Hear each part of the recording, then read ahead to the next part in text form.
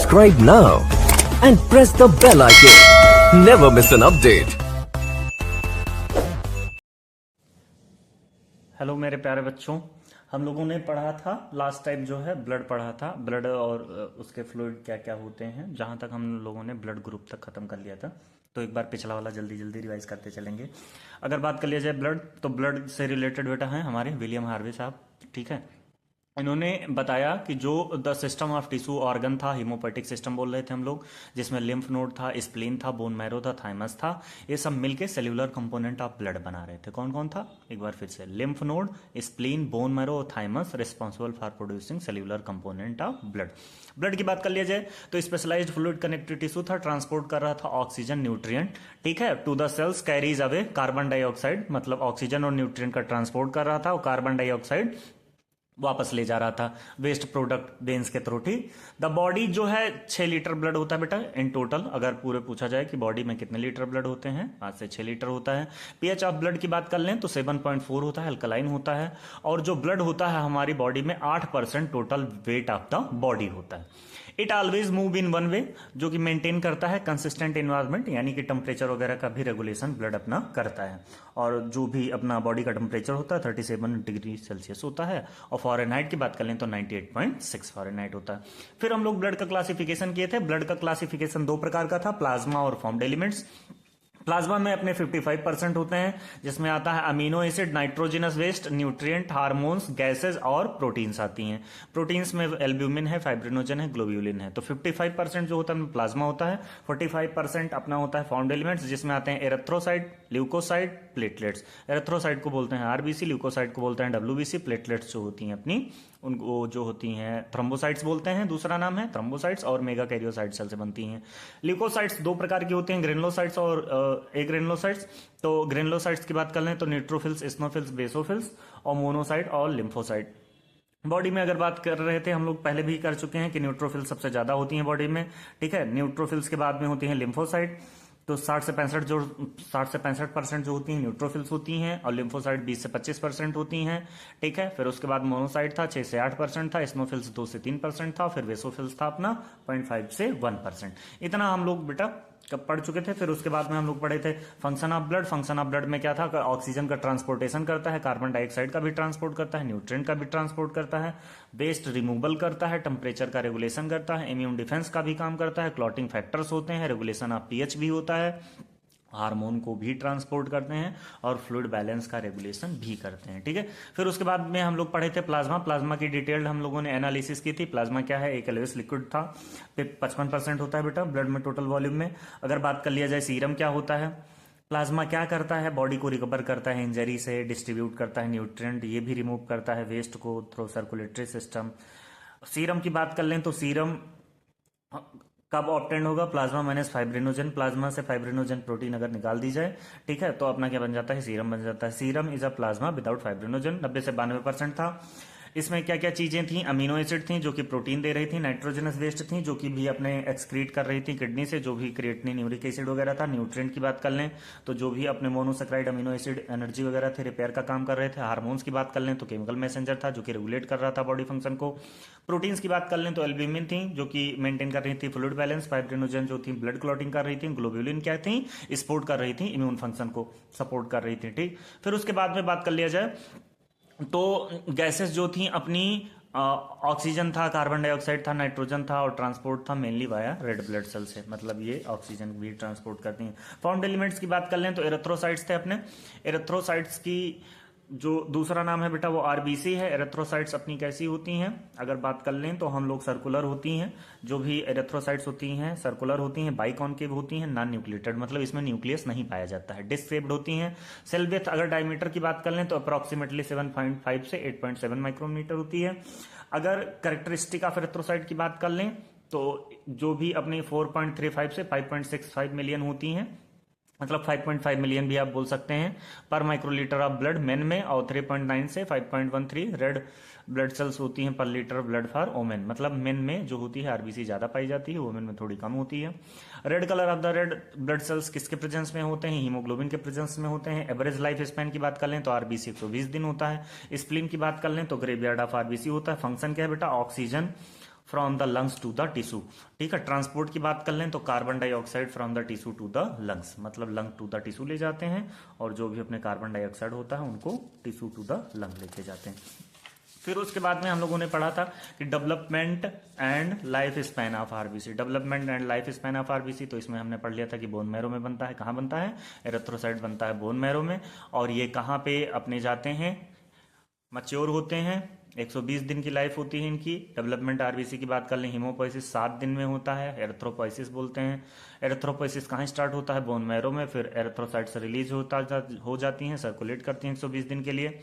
फिर यही bilirubin, amino acid वगैरह अपने स्प्लीन जो होती है, स्प्लीन में टूटते हैं, मतलब जो भी आरबीसी 120 दिन अपना जीवन काल कंप्लीट करता है, लाइफ स्पैन, फिर वो स्प्लीन में टूट जाता है और टूट के बनता है बिलीरुबिन और बिलीवर्डिन। फिर वही स्मॉल इंटेस्टाइन जो होती हैं अपने एब्जॉर्ब करके फिर किडनी में भेज देती हैं। फिर चौथा प्रोसेस अपना है जो लीवर प्रोसेस, बिलीरुबिन को बाइल में कन्वर्ट कर देता है, जो कि बाइल एसिड अपने एमल्सिफिकेशन ऑफ फैट का काम करता है। मतलब सबसे पहले एरिथ्रोपोइसिस स्टार्ट होगा बोन मैरो में, फिर एरिथ्रोसाइट सेल्स रिलीज होंगी, मतलब एरिथ्रोपोइसिस में आरबीसी बन चुकी है, 120 दिन के लिए ब्लड में जाएगी। फिर तुम्हारा स्प्लीन में जब ये 120 दिन कंप्लीट हो जाएगा तो स्प्लीन में जाके टूटेगी, फिर वहां पे बनेगा बिलीरुबिन, बिलीवर्डिन और अमीनो एसिड। फिर वहां से ये निकलेंगे, जाएंगे लीवर के पास, लीवर के पास जाके प्रोसेस होके बन जाएंगे बिलीरुबिन से बाइल में कन्वर्ट हो जाएंगे। फिर स्मॉल इंटेस्टाइन को एब्जॉर्ब करेगी, भेज देगी किडनी में।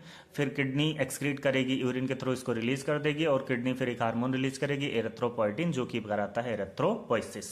ठीक है, फिर बात कर लें तो एरिथ्रोपोइसिस का बेटा सबसे पहले मैचुरेशन होता है। ठीक है, अब सेल जो होती हैं, मैच्योरेशन आप सेल की बात कर लें तो सेल जब श्रिंक करती हैं, साइज इनका लीव हो जाता है, लूज कर जाती है न्यूक्लियस, और इसमें फोलिक एसिड जो होते हैं और विटामिन B12 होते हैं लेवल्स। ठीक है, जो कि अपने इंट्रेंसिक फैक्टर की बात कर लें, पैराइटल सेल होती हैं स्टमक में जो कि नेसेसरी होती हैं एब्जॉर्प्शन विटामिन B12 के लिए, जो कि आरबीसी का फॉर्मेशन करती हैं अपने। और नॉर्मल रिक्वायरमेंट जो होता है फोलिक एसिड का 100 से 200 mm होता है। ठीक, कंस्टिट्यूट ऑफ हीमोग्लोबिन की बात कर लें तो दो पार्ट होते हैं, हीम होता है, ग्लोबिन होता है। हीम जो होता है फेरस फॉर्म में होता है, फिर आगे चल के फेरेटिन के फॉर्म में स्टोर्ड हो जाता है लीवर में। रिमेनिंग पार्ट जो होता है अपना बिलीवर्डिन और बिलीरुबिन होता है, बाइल के थ्रू एक्सक्रीट आउट हो जाता है। फिर formation of haemoglobin inside the cell की बात कर लें तो दो मेन कंपोनेंट होते हैं हीमोग्लोबिन के सिंथेसिस में, ग्लोबिन प्रोडक्शन में, iron containing compound like haem. Haem जो होता है synthesised and developing erythrocyte in red bone marrow में बनता है। फिर उसके बाद हम लोग पढ़े थे डब्ल्यूबीसी क्या होती है, व्हाइट ब्लड सेल्स क्या होती हैं। व्हाइट ब्लड सेल्स को हम लोग ल्यूकोसाइट बोल रहे थे, डिटेक्ट कर रही थी, deal with the infection, foreign molecules inter कर रही थी बॉडी में। White blood sales will produce antibodies बना रही थी और ये क्या कर रही थी, फाइट कर रही थी इन्फेक्शन से और अदर इम्यून रिस्पॉन्स से। फिर अगर बात कर लिया जाए डेराइव्ड कहाँ से किया गया, तो ब्लड सैंपल में हम लोग सेंट्रीफ्यूगेशन कराए थे। सेंट्रीफ्यूगेशन में एक बफी कोट मिला था, वही हमने बोला था कि ये क्या है, डब्ल्यूबीसी है। ठीक है, डब्ल्यूबीसी कितनी होती है, 7000 से 8000 होती हैं।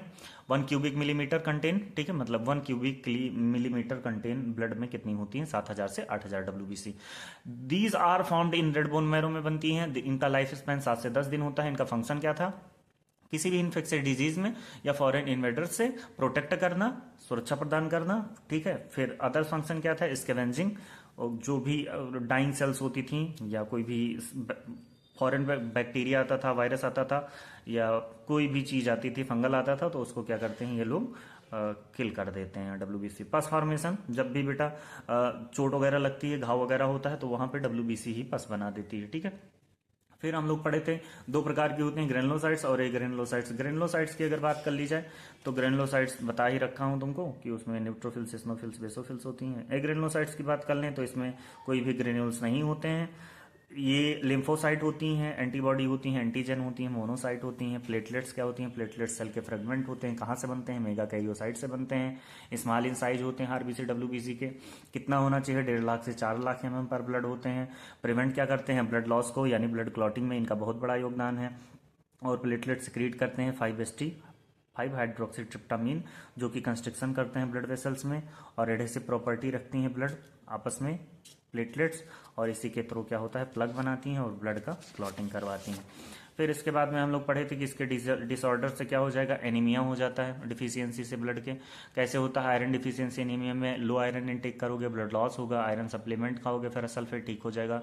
मेगालोब्लास्टिक में डिफिशियंसी ऑफ विटामिन B12 की कमी से होता है, मतलब आयरन में आयरन की कमी से हुआ, मेगालोब्लास्टिक विटामिन B12 की कमी से और B9 की कमी से हुआ। इससे आरबीसी माइक्रोसिटिक हो जाती हैं, लार्ज होती हैं। हीमोलिटिक एनीमिया की बात कर लें तो आरबीसी डिस्ट्रॉय हो जाती हैं, प्रीमैच्योर होती हैं। Autoimmune disorder, malaria, sickle cell disease के कारण हो सकती हैं। एप्लास्टिक एनीमिया की बोन मैरो बना ही नहीं पा रही है। डिसऑर्डर डब्ल्यूबीसी की बात कर लोगे तो ल्यूकोसाइटोसिस, मतलब डब्ल्यूबीसी का काउंट अगर 10,000 से ज़्यादा हो जाए या हाइयर न्यूट्रोफिल्स काउंट हो जाए तो न्यूट्रोफिलिया, इस्नोफिलिया बढ़ जाए तो इस्नोफिलिया, ल्यूकेमिया मतलब जो भी बोन मैरो में प्रोड्यूस एबनॉर्मल ल्यूकेमिया हो जाए, डब्ल्यूबीसी ज़्यादा प्रोडक्शन होने लगे, ल्यूकोपीनिया, ल्यूकोपीनिया यानी रिडक्शन होने लगे डब्ल्यूबीसी का। Disorder of platelets, thrombocytopenia, deficiency in blood causes bleeding into tissue, slow blood clotting. फिर हम लोग पढ़े थे टाइप्स ऑफ डब्ल्यूबीसी जो था अपना 2 प्रकार का था ना, ग्रेनुलोसाइट्स, एग्रेनुलोसाइट्स, वही बात थी, न्यूट्रोफिल्स, स्नोफिल्स, बेसोफिल्स। फिर हम लोग एक शॉर्टकट पढ़े थे, नो लॉन्गर मंकीड बनाना, न्यूट्रोफिल सबसे ज़्यादा होता है, फिर लिम्फोसाइट होता है, फिर मोनोसाइट होता है, स्नोफिल्स होता है और बेसोफिल्स होता है। ब्लड ग्रुप पढ़े थे हम लोग, ब्लड ग्रुप का डिस्कवरी किया था कार्ल लैंड स्टीनर ने 1901 में, नोबेल प्राइज पाया था इन्होंने। एबीओ ब्लड ग्रुप को 4 ब्लड ग्रुप में इन्होंने कैटेगराइज किया था, blood group A, B, O, A, B. जो ब्लड ग्रुप है बेटा सेम एंटीजन होगा, एंटीजन पाया जाता है आरबीसी में, एंटीबॉडी पाया जाता है प्लाज्मा में। ब्लड ग्रुप ए तो antigen A, blood group B तो antigen B, blood group A B तो एंटीजन ए बी, और ओ को पहले सबसे पहले शुरुआत में 0 ब्लड ग्रुप बोला गया था, तो इसमें कोई भी एंटीजन नहीं होता है।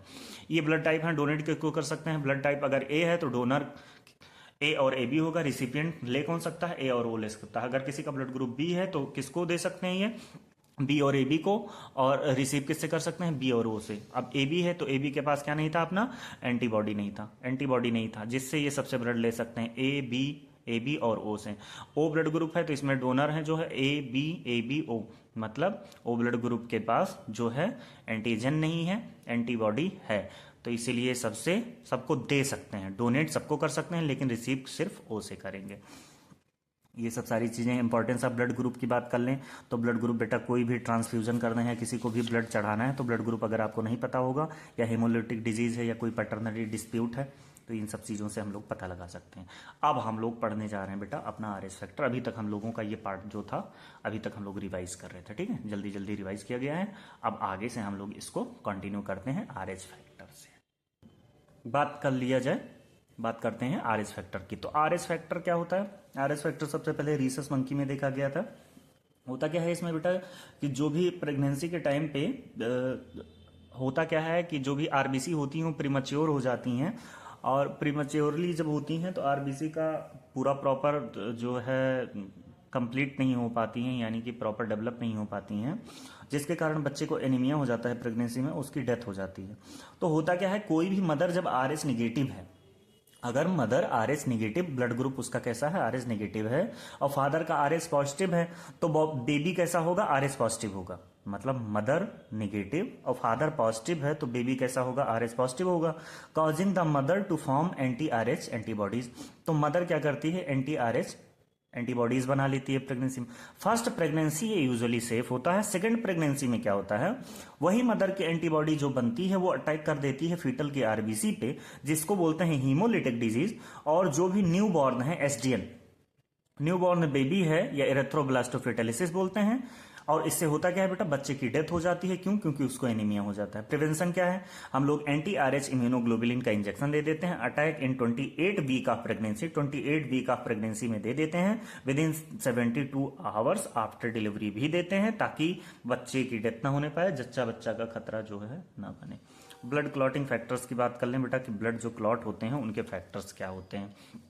तो मैंने एक छोटा सा शॉर्टकट बनाया तुम लोगों के लिए, ठीक है। अब इसमें फैक्टर जो होते हैं बेटा 13 होते हैं, सबको बताया था मैंने, ठीक है, जिसमें कि सबसे पहले फाइब्रिनोजन है, प्रोथ्रोम्बिन है, थ्रोम्बोप्लास्टिन है, कैल्शियम आयन है, लेवाइल फैक्टर है, स्टेबल फैक्टर है, एंटी हीमोफिलिक फैक्टर है, प्लाज्मा फैक्टर है, और स्टुअर्ट पावर फैक्टर है, प्लाज्मा थ्रोम्बोप्लास्टिन एंटीसीडेंट है, इसको क्रिसमस फैक्टर भी कहते हैं, हेजमैन फैक्टर है, और फाइब्रिन स्टेबलाइजिंग फैक्टर है।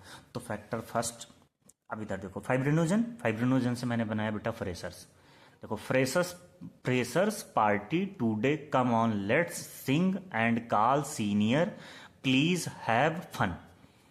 अब फ्रेशर्स के एफ से हो गया बेटा फाइब्रिनोजन, पार्टी के पी से हो गया प्रोथ्रोम्बिन, ठीक है, टुडे के टी से हो गया थ्रोम्बोप्लास्टिन, कम के सी से हो गया कैल्शियम आयन, एल से हो गया लेबाइल फैक्टर, एस से हो गया स्टेबल फैक्टर, ए से हो गया एंटी हीमोफिलिक फैक्टर, सी से जो होते हैं अपने काल से, ठीक है, इनको प्लाज्मा। फिर इसके बाद में स्टुअर्ट पावर फैक्टर है सीनियर, यस से, ठीक है। फिर इसके बाद एंटीसीडेंट क्रिसमस, क्रिसमस से हो गया आपका क्रिसमस को प्लाज्मा थ्रोम्बोप्लास्टिन एंटीसीडेंट का दूसरा नाम है क्रिसमस फैक्टर, ठीक। तो ये हो गया तुम्हारा please, HAVE, Hageman factor, fibrin stabilising factor. ये सब इतने फैक्टर्स होते हैं बेटा जो कि क्या करते हैं, ब्लड क्लॉट करते हैं। अगर एंटी हीमोफिलिक फैक्टर अब्सेंट हो जाए तो क्या कॉज कर देता है, हीमोफीलिया कॉज कर देता है। और हीमोफीलिया एक ऐसी डिजीज है बेटा, जेनेटिक डिजीज है, जिसमें ब्लड क्लॉटिंग नहीं होती है। अब मैं आपको बताऊंगा कि ब्लड क्लॉट कैसे होता है, ठीक है। स्टेजेस ऑफ ब्लड क्लॉटिंग की बात कर लें तो सबसे पहला स्टेप होता है वेसो कॉन्स्ट्रक्शन, दूसरा होता है प्लेटलेट प्लग फॉर्मेशन, तीसरा होता है ब्लड क्लॉटिंग या कोगुलेशन। अब बेटा मान लो चोट लगी, सबसे पहले डैमेज हुआ ब्लड वेसल्स। अब जैसे ही ब्लड वेसल्स डैमेज हुआ, स्टिमुलेट करेगा कोगुलेशन ऑफ प्लेटलेट्स को। जब ब्लड वेसल्स डैमेज हुई तो वहां पे रिलीज क्या होगा, प्लेटलेट्स। और प्लेटलेट्स जैसे ही रिलीज हुए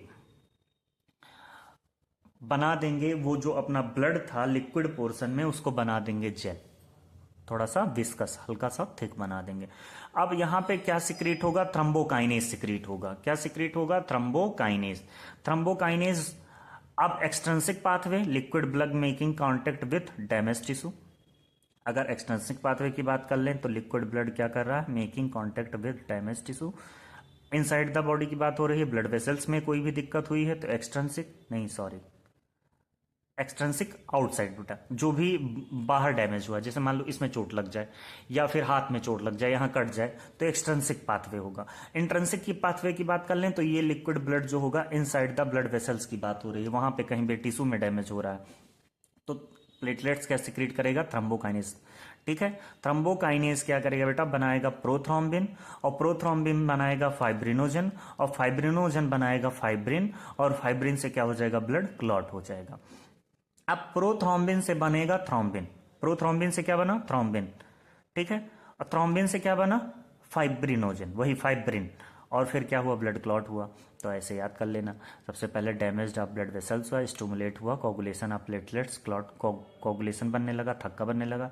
फिर प्लेटलेट्स ने क्या सिक्रेट किया, थ्रम्बोकाइनेज, थ्रम्बोकाइनेज ने बनाया प्रोथ्रोम्बिन, ठीक है। अब थ्रोम्बिन से, प्रोथ्रोम्बिन से बनेगा थ्रोम्बिन, थ्रोम्बोकाइनेज एंजाइम की प्रेजेंस में। देखो प्रोथ्रोम्बिन से क्या बना, थ्रोम्बिन, थ्रोम्बोकाइनेज के एंजाइम, थ्रोम्बोकाइनेज एंजाइम के प्रेजेंस में। और जैसे ही थ्रोम्बिन बना, थ्रोम्बिन तुम्हारा फिर फाइब्रिनोजन के प्रेजेंस में थ्रोम्बिन बना रहा है फाइब्रिन। मतलब ये स्टेप बेटा सिंपली सा ऐसे लिख लेना और 2-3 बार प्रैक्टिस कर लेना, ठीक है। बहुत कुछ ऐसा है नहीं, सबसे पहले डैमेज होगा ब्लड वेसल्स, स्टिमुलेट होगा प्लेटलेट्स, फिर थ्रोम्बोकाइनेज एंजाइम बनाएगा प्रोथ्रोम्बिन, फाइब्रिनोजन, फाइब्रिन। अब कोई पूछे प्रोथ्रोम्बिन से थ्रोम्बिन किस एंजाइम के प्रेजेंस में बना, थ्रोम्बोकाइनेज के प्रेजेंस में बना। कोई फिर पूछे कि फाइब्रिनोजन से फाइब्रिन कैसे बना, थ्रोम्बिन के प्रेजेंस में बना। ये सब सारी चीजें फिर बेटा वही जो फाइब्रिन होती हैं मेस बना लेती हैं और फिर अपना ब्लड क्या हो जाता है, क्लॉट हो जाता है। फिर उसके बाद में हम लोग बात करेंगे बेटा लिम्फेटिक सिस्टम। लिम्फेटिक सिस्टम अब ऐसा समझ लो कि जैसे जो भी तुम कार्डियोवेस्कुलर सिस्टम पढ़े थे, सर्कुलेटरी सिस्टम पढ़े थे, उसमें जो हो रहा था पंप से फ्लो हो रहा था, लेकिन इसमें क्या है, इसमें तुम्हारा जो होता है लिम्फेटिक सिस्टम में कोई भी पंप करने वाली चीजें नहीं होती हैं। अगर मैं तुमको ऐसे ही समझाना चाहूं तो ऐसे समझ लो कि जैसे एक शहर है, शहर को मतलब मान लेंगे हम लोग बॉडी, ठीक। शहर को चलाने के लिए सिर्फ सबको ब्लड की जरूरत नहीं होती, मतलब ब्लड वेसल्स के थ्रू ब्लड फ्लो हो रहा है, ठीक है। अब ब्लड फ्लो जहां हो रहा है वहां पे साफ सफाई और सिक्योरिटी भी चाहिए होती है, तो साफ सफाई और सिक्योरिटी का काम कौन कर रहा है, लिम्फेटिक सिस्टम कर रहा है। अब जैसे बात करें कि जो भी फ्लूइड बैलेंस है वो लिम्फेटिक सिस्टम कर रहा है, तो कैसे कर रहा है, जैसे मान लो हमारी ब्लड वेसल्स आर्टरीज हैं, मतलब ब्लड वेसल्स आर्टरीज एग्जांपल ले लो, हमारी ब्लड वेसल्स क्या हैं, आर्टरीज। शहर की मेन वाटर सप्लाई लाइन है, मेन वाटर सप्लाई लाइन है, लेकिन हर घर तक जो पानी पहुंचाते वक्त थोड़ा पानी जमीन पे या इधर उधर कहीं गिरकर कीचड़ बन जाता है, अगर ये कीचड़ साफ ना हो तो पूरा शहर क्या होगा कि पानी भरता जाएगा, कीचड़ होता जाएगा। तो इससे मतलब कि मतलब बहुत सारी गंदगी हो जाएगी, तो उसी को क्या बोलते हैं, जैसे सूजन आ गया समझ लो शरीर में, अगर लिम्फेटिक सिस्टम बॉडी में पड़ा रहा तो बॉडी क्या हो जाएगी, स्वेलिंग आ जाएगी इसमें। अब इसमें इसको सप्लाई करने के लिए या इसको काम करवाने के लिए हम लोग मूवमेंट करते हैं। अब मूवमेंट जब करते हैं तो लिम्फेटिक सिस्टम क्या होता है, फ्लो होता है। इस अब ऐसे इमेजिन करो कि जो भी लिम्फेटिक सिस्टम में लिम्फ नोड्स हैं, मैं कहानी एकदम कहानी के तरीके से बता रहा हूँ, लिम्फेटिक सिस्टम में लिम्फ नोड्स हैं, जो कि लिम्फ नोड में बैक्टीरिया या वायरस अगर आए हैं, ठीक है, तो उनको क्या करेगी, पकड़ के उनको खा जाएगी। मतलब जो भी तुम्हारे लिम्फ नोड्स हैं उनको पुलिस स्टेशन समझ लो या पुलिस ऑफिसर समझ लो, अगर चोर उनको दिखा तो वो चोर को पकड़ लेंगे, जेल में बंद कर देंगे। तो सेम ऐसे ही लिम्फेटिक सिस्टम कर रहा है, जहां कहीं भी हार्मफुल सब्सटेंस बॉडी में ब्लड फ्लो के वक्त सेल्यूलर कंपोनेंट्स हों चाहे नॉन सेल्यूलर कंपोनेंट्स हों, उनको सबको ये काम करता है। और जो भी हार्मफुल चीजें हैं उनको साथ साथ में रिमूव करके एक्सेस फ्लूइड को फ्रॉम द बॉडी को एक्सक्रीट आउट कर देते हैं, और जो भी अच्छी चीजें हैं उनको फिर से ब्लड में भेज देते हैं।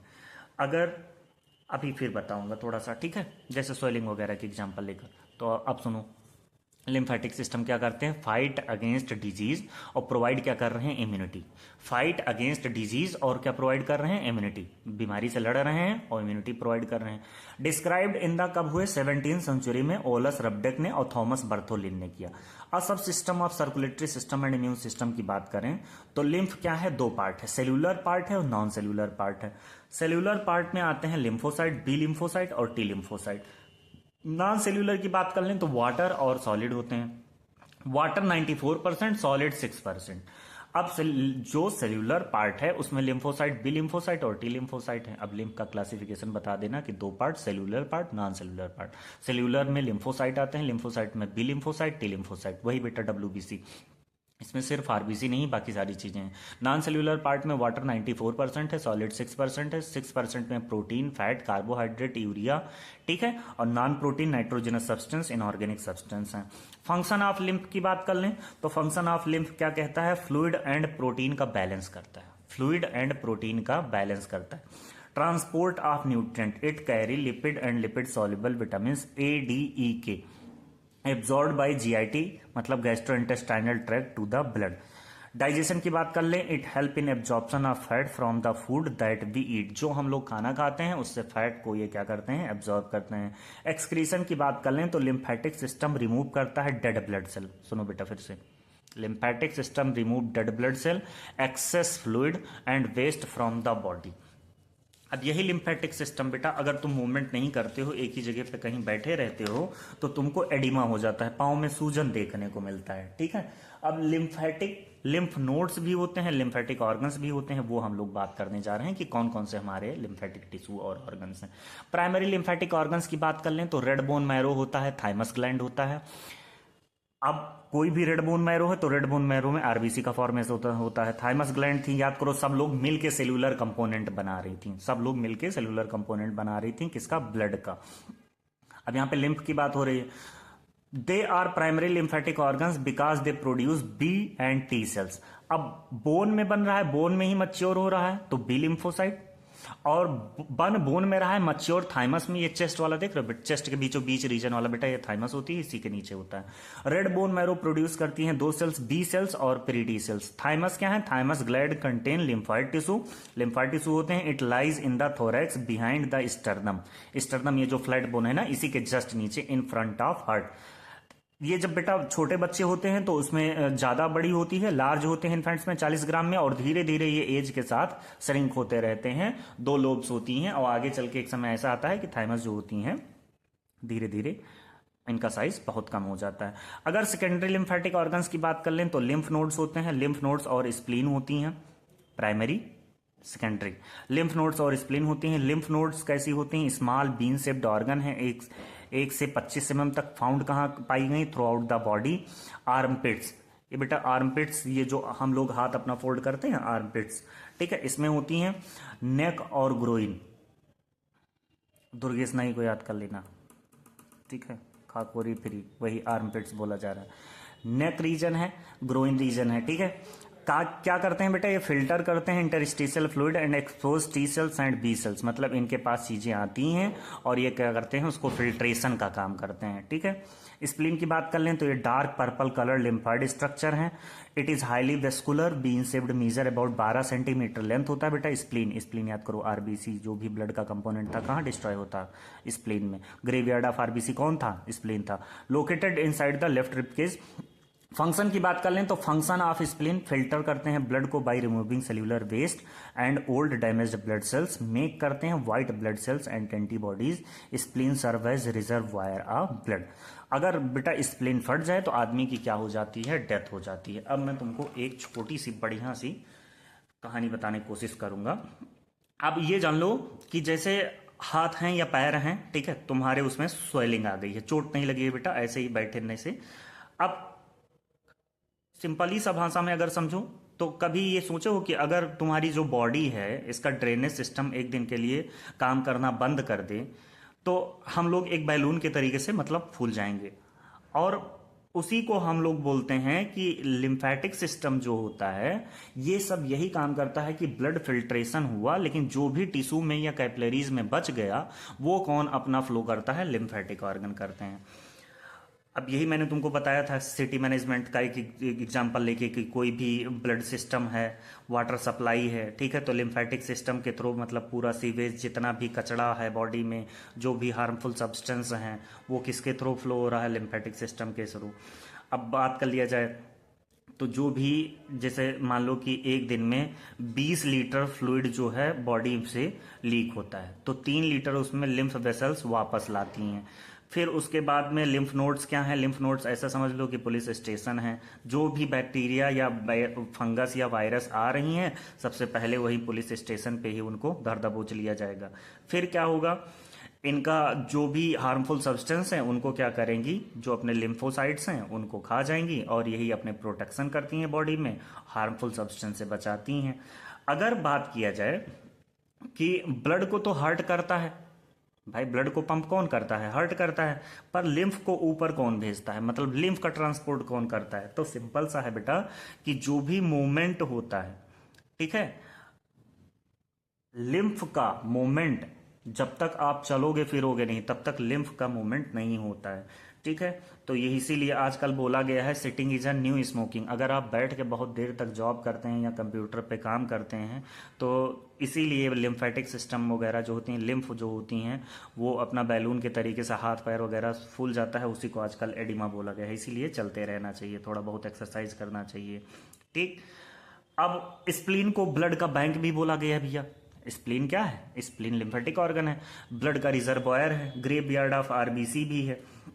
तो ये सब सारी चीजें हैं। तो अगर कोई पूछे कि क्या है, कैसे करते हैं, तो कोई भी हार्मफुल सब्सटेंस हैं या फॉरेन सब्सटेंस हैं तो उनको क्या करती हैं, ये अपनी सप्लाई करती हैं। अब जैसे मैं तुमको दिखाऊं, एक डायग्राम दिखाना चाहूंगा यहाँ पे कि जैसे आर्टरीज है बेटा, तो आर्टरीज सबको पता है कि रेड होती हैं। ठीक है, आर्टरीज जो हैं अपनी रेड हैं, बॉडी में हर एक चीज सप्लाई कर रही हैं। अब ये जो रेड कलर का देख रहे हो ये आर्टरी है पूरी। फिर इधर मैं तुमको दिखाऊंगा ब्लू कलर का देख रहे हो ये वेन है। तो ब्लड आर्टरीज और वेन्स के थ्रू फ्लो हो रही हैं। लेकिन अगर बात करेंगे हम लोग लिम्फेटिक सिस्टम की, तो लिम्फेटिक सिस्टम जो है अपना, ऐसे ही बॉडी में लिम्फ नोड्स होती हैं, हर एक जगह पे लिम्फ नोड्स पाई जाती हैं, आर्मपिट्स में पाई जा रही हैं, ग्रोइन रीजन में पाई जा रही हैं, और यही अपना क्या करती हैं, अपना सर्कुलेशन करती हैं। और जब हम लोग चलते हैं तो लिम्फेटिक सिस्टम वगैरह अपना प्रॉपर काम करता है। अब इसमें बेटा जो भी चीजें, ये देखो मैं एक डायग्राम तुमको दिखाता हूं अच्छा सा, ये डायग्राम देखो बेटा,